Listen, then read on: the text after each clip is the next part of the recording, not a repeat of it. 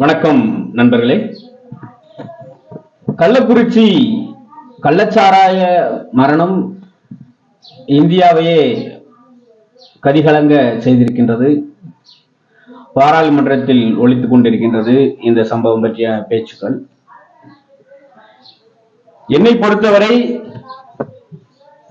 இந்த குற்றம் நடப்பதற்கு மிக மிக முக்கியமான காரணமாக இருந்தவர் பாரதிய ஜனதா கட்சியின் தற்போதைய தலைவராக இருக்கக்கூடிய அண்ணாமலை அவர்கள் தான்.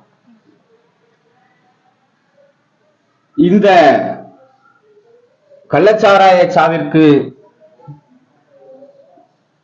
முழுமையான பொறுப்பேற்று, இந்த மரணத்திற்கு பொறுப்பேற்று அண்ணாமலை அவர்கள் பாரதிய ஜனதா கட்சியின் தலைமை பொறுப்பிலிருந்து விடுபட வேண்டும்.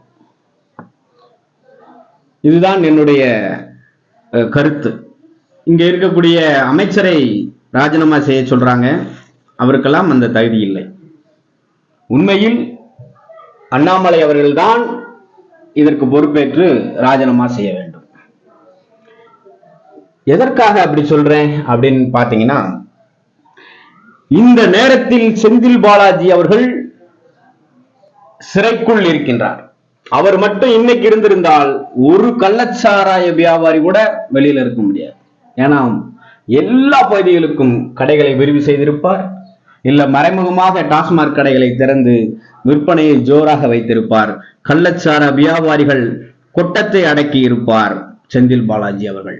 ஆக செந்தில் பாலாஜியை கைது செய்து உள்ளே வைக்க காரணமான அண்ணாமலை அவர்களை கைது செய்ய வேண்டும் என்பதுதான் என்னுடைய தாழ்மையான வேண்டுகோள்.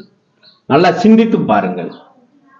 5 ரூபா பாலாஜி, 10 ரூபா பாலாஜி என்று நக்கல் செய்து அவரை கைது செய்து இன்றைக்கு சிறைச்சாலையில் ஓராண்டுகளுக்கு மேலாக இருக்கின்றாரே.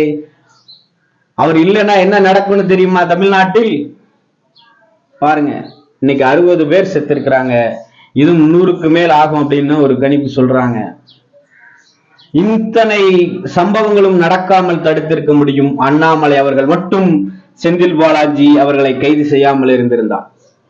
திமுக ஒருத்தர் கூட அந்த தைரியம் இல்லை. உங்களுக்கு தெரியுங்களா? செந்தில் பாலாஜி அவர்கள் அண்ணா திராவிட முன்னேற்ற கழகத்தில் இருந்து இதற்காகவே வந்தார். கள்ளச்சாராயத்தை ஒழிப்பதுதான் அவருடைய முதன்மை கடமை. அதனாலதான் அவர் ஏகப்பட்ட டெக்னிக்குகள் எல்லாம் பூத்தினார். ஒரு கள்ளச்சாராய வியாபாரியோடு இல்லாமல் தடுத்திருக்கின்றார். ஆனால் இன்னைக்கு நடந்தது என்ன? ஆக இதற்கு முழு பொறுப்பாக அண்ணாமலை அவர்கள் தங்களது குற்றத்தை ஏற்றுக்கொண்டு பாரதிய ஜனதா கட்சியின் தலைமை பொறுப்பிலிருந்து விடுபட வேண்டும் என்பது என்னுடைய தாழ்மையான வேண்டுகோள். நன்றி. மீண்டும் சந்திப்போம்.